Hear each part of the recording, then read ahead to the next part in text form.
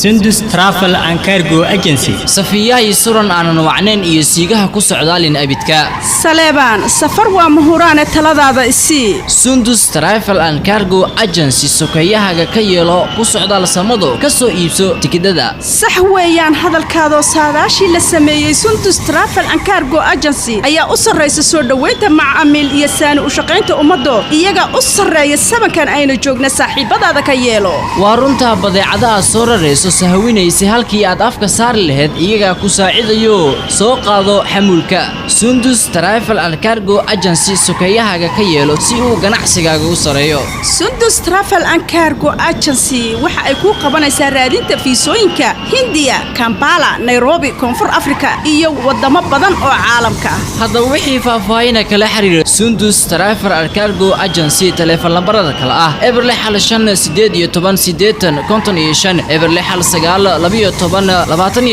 36 eberle xal 9 60 eberle xal 5 96 eberle